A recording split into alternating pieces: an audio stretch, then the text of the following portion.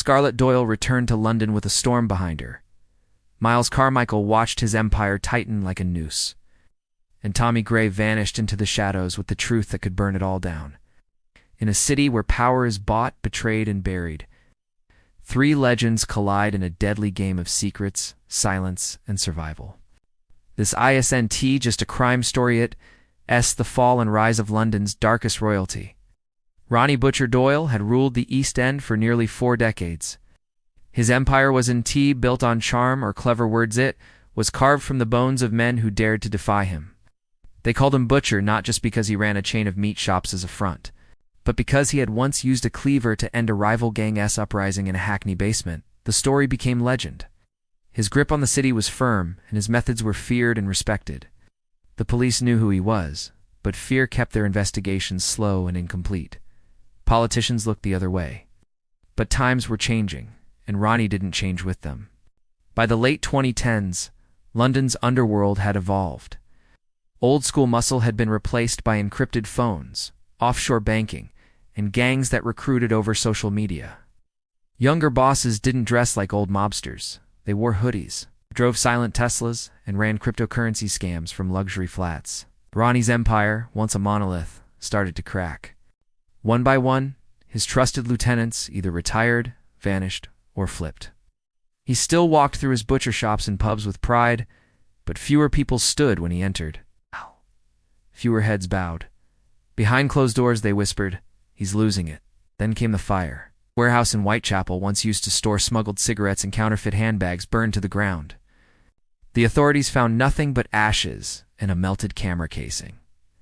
Ronnie believed it was a message, but instead of responding with violence, he retreated. He became more paranoid, speaking only to a select few, never staying in one place more than a night. He turned on people he'd known for years. Some disappeared, some were pushed out, and some simply walked away. His once loyal circle became a graveyard of silence. And then, on January 17th, he vanished. The morning began like any other. Ronnie had arrived at his oldest butcher shop before sunrise, inspecting the hanging carcasses like he always did. His car waited outside, engine running.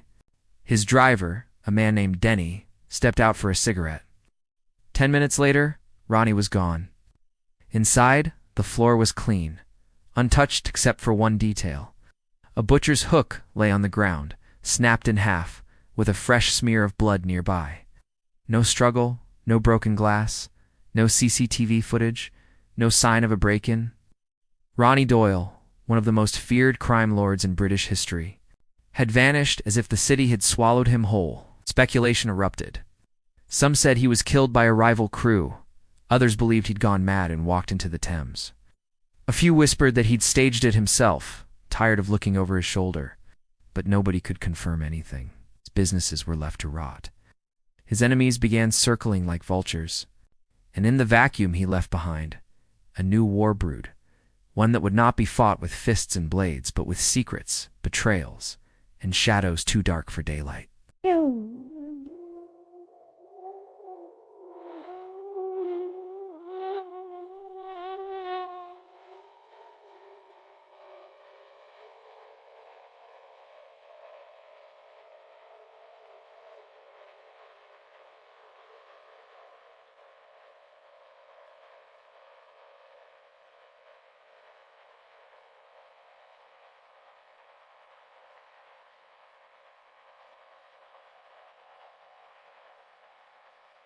A browse, a battle, and now everyone wanted the throne. Miles Carmichael had always operated in the background, where the real power lived behind locked doors, private banking terminals, and discreet conversations over rare whiskey. While Ronnie Doyle ruled the streets with brutality, Miles ruled the books. He was the one who made the money clean, who took the chaos and turned it into investment portfolios, property empires, and anonymous offshore accounts. A former investment banker with ties to London's elite, Miles had never been arrested, never seen the inside of a cell, and never left a fingerprint on any crime scene. I assume any. He was a polished gentleman, a relic of old British charm. But beneath the tailored suits and refined speech lived a man every bit as ruthless. as Ronnie he just never got his hands dirty. When word spread of Ronnie's disappearance, Miles didn't show any public reaction. He didn't attend any meetings, didn't call in any favors, didn't appear at any of the Doyle family businesses. Instead, he quietly made moves. He reached out to the remaining lieutenants, offering them protection, influence, and a future, something Ronnie hadn't done in years. One by one, they defected. Miles promised stability in a world of sudden chaos. No bloodshed, no street wars, just clean transactions and silent partnerships. In less than a month, he was managing half of the Doyle empire under shell corporations and fake names. But he wasn't just consolidating power, he was hiding something. Miles had known Ronnie for over 30 years. Didn't like each other, but they needed each other. The relationship was transactional, built on mutual benefit.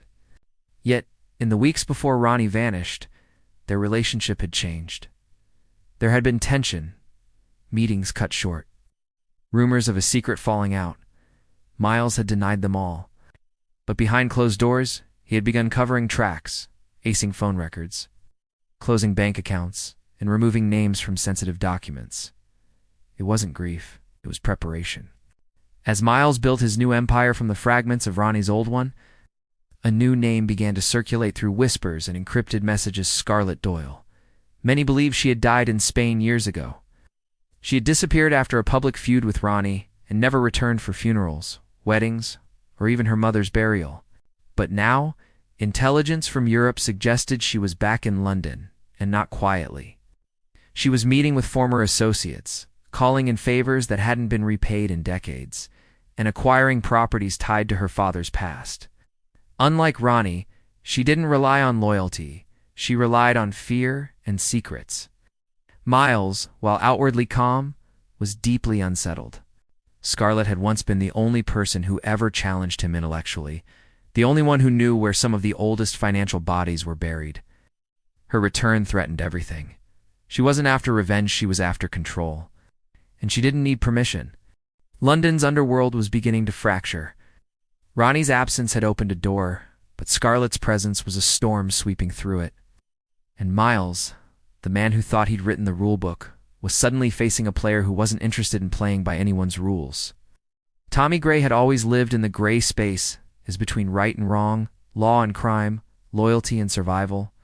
He grew up in the roughest parts of East London, passed from one foster home to another, hardened by beatings and silence. Ronnie Doyle had spotted him at age 16 after a street brawl left 3 men hospitalized and Tommy walking away with a broken tooth and a smile. Ronnie didn't see a thug, he saw raw potential. He took Tommy in, gave him purpose, and molded him into something useful. Not a soldier, but a weapon. Tommy had worked for Ronnie for nearly 20 years, rising from lookout to trusted fixer. He was the man who cleaned up messes, silenced traitors, and settled debts. But unlike most in Ronnie's crew, Tommy had a mind for more than muscle.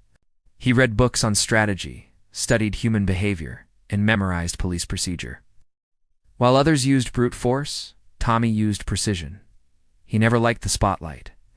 When Ronnie began spiraling, firing loyal men, trusting no one, Tommy slipped away, choosing self-preservation over loyalty.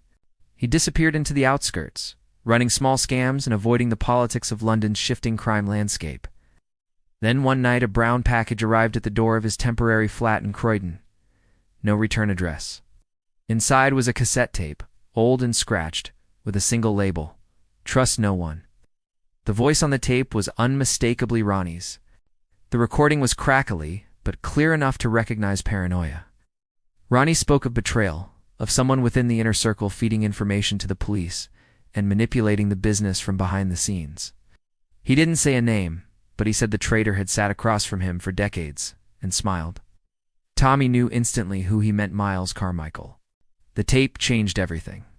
Tommy couldn't ignore it. He returned to London under a different name, blending into the streets like a shadow. He didn't go to the old pubs or speak to familiar faces. Instead, he watched. He trailed Miles's movements, mapped his financial network, and tapped into whispers from ex-associates. He found strange activity: a clinic registered under a false name with ties to one of Miles's holding companies, a silent account funneling large payments overseas, and an old ledger with Scarlett Doyle's name crossed out, then circled again. What he discovered wasn't just betrayal. It was a full-scale deception. Ronnie's disappearance had been orchestrated with surgical precision, and evidence suggested he might not be dead at all. The ledger showed payments to a private care facility in South Wales, an anonymous patient under constant medical supervision. The name was fake, but Tommy recognized the dates. It aligned with Ronnie's last known appearance. As Tommy connected the pieces, he realized two dangerous truths. First, Miles hadn't acted alone. Someone else had helped stage Ronnie's exit. Second, Scarlett was not only back, she was possibly the one who started it all. The city was caught in a silent war, and Tommy, the forgotten weapon, was now the only person with the power to expose them both. But power in London's underworld came at a cost, and someone was already watching him.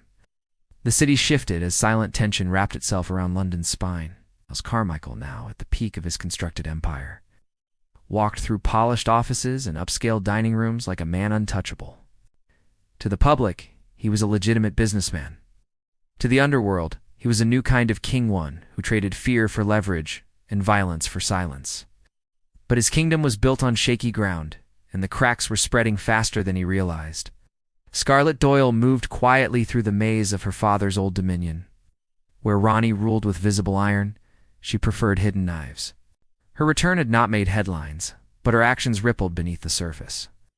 She began by reclaiming properties once buried in legal paperwork: a pawn shop in Brixton, a boxing gym in Bethnal Green, a pub in Camden. Each was a piece of a puzzle only she understood. Then she turned to people. She reached out to former Doyle associates who had scattered after Ronnie's disappearance. Some joined out of fear, others out of guilt. But Scarlett never asked for loyalty. She only asked for results. Tommy Gray watched it all unfold from the margins, always one step ahead, never fully inside. With Ronnie's tape secured and the pieces connecting, he continued digging.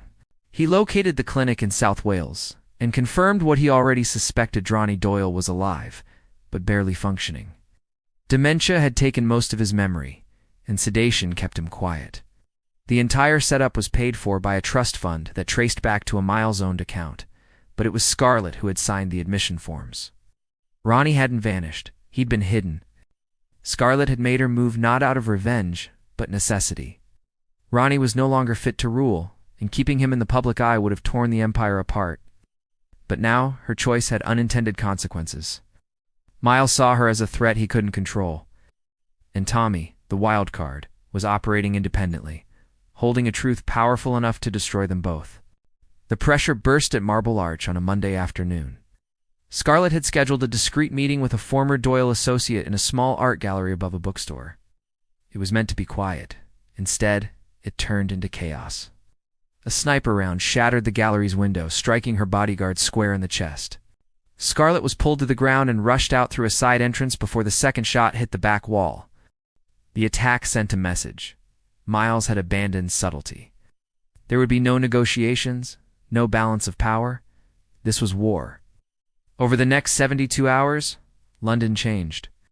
Safe houses were raided, informants vanished, dirty cops chose sides. The Miles struck with calculated precision, targeting Scarlett's financial channels and cutting off her cash flow. In response, Scarlett hacked into one of his real estate holding companies and leaked fraudulent property deals to the press, causing a media storm. And somewhere in the smoke, Tommy Gray disappeared. Again, no one knew where he'd gone. He wasn't running, he was preparing. Because the final play wasn't about who ruled the streets, but who controlled the story.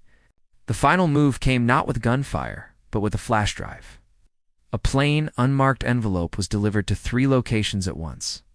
The office of a prominent journalist, the headquarters of the Metropolitan Police Anti-Corruption Unit, and a private security firm known for handling high-risk political clients. Inside each was the same device, and on it, a single video file. It was a compilation grainy surveillance clips, wiretapped phone calls, and scanned documents. All pointing to one truth. Miles Carmichael had orchestrated Ronnie Doyle's removal with the help of corrupt senior officers and hidden financiers. The plan had been in motion for nearly 2 years, unfolding in quiet layers until Ronnie was no longer a threat. The evidence was undeniable. It revealed how Miles had paid off doctors to misdiagnose Ronnie's condition, used his financial power to have him committed to a high-security clinic under a false identity, and slowly dismantled his criminal network under the guise of order. But the biggest blow was the recording audio of a private conversation between Miles and a retired detective, in which he admitted the entire plan. "The old man's finished," he said. "Let him rot quietly. London needs structure, not legend." The fallout was immediate. Miles was arrested at Heathrow Airport, dressed in casual clothes with a forged passport in hand. His fall from grace shocked the city's elite. Media outlets scrambled to uncover connections, politicians denied involvement, and public trust in law enforcement cracked even further. But the real damage had already been done. His empire crumbled overnight. His assets were frozen, his allies abandoned him. Scarlett Doyle didn't gloat. She didn't appear in public or issue statements. She simply took control of what was left, property by property, business by business. She met with her late father's remaining allies, promising quiet protection and long-term strategy. She removed the violent enforcers and brought in analysts, lawyers, and digital operatives. What she built wasn't a gang. It was an empire wrapped in legitimacy, hidden behind layers of clean contracts and recycled money. The Doyle name no longer belonged to the streets. It belonged to the future. But it was Tommy Gray who remained the enigma. He had vanished again just before the video was released. Scarlett knew he had been behind it. Only he had access to that kind of evidence. Only he had the nerve to expose the truth without asking for anything in return. Some said he had fled to Eastern Europe. Others believed he was still in London, watching from the shadows. No one could confirm. A month later, an anonymous deposit of £5 million was made to a children's charity in Hackney. No name, no sender, just a note. For those like me, make sure they don't end up like him. Ronnie Doyle died quietly days later in the clinic, unaware of the storm that had passed. London was calm again. But in the silence, those who truly understood the game knew it was only temporary. Power never disappears, just changes hands.